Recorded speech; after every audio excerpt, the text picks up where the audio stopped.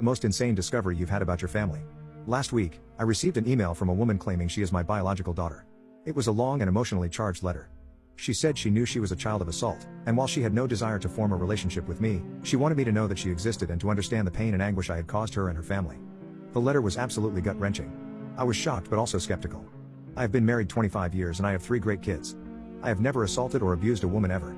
I thought this had to be a prank or scam, but when I logged into my Ancestry account, there she was. I did some digging and figured out that her mother was a woman, Tina. I had dated Tina for about a month during our first semester of college in the mid-1980s. We broke it off mutually and remained friendly. On the very last night of the second semester, we got together at a dorm party, then went to my room and slept together. It was casual and I remember it being 100% consensual and very passionate. Also unprotected. Afterward, we went back to the party and had a great time dancing and mingling with friends. We both went home the next morning for summer break.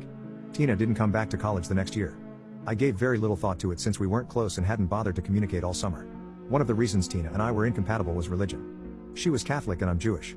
My suspicion is that when she discovered the pregnancy, she told her family she had been assaulted, because she didn't want to admit to premarital intimacy with a Jewish ex-boyfriend. She had a very strict household after all.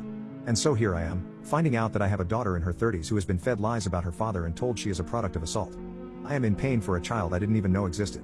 The first thing I did upon learning of this, I hired a lawyer. He recommended that I respond to my daughter's email to unequivocally deny the assault allegation. I wrote her a short message and described how and when Tina and I met. I was careful not to attack Tina and to offer sympathy. I explained that our intimacy was consensual. A week went by with no response.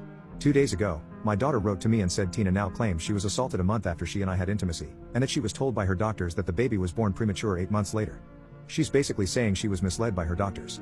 I find that very hard to believe, but if it's true it is awful, and if it's not I guess it gives Tina a way out without exposing her big lie, which is maybe best for everyone. Yesterday, I spoke to my daughter for the first time.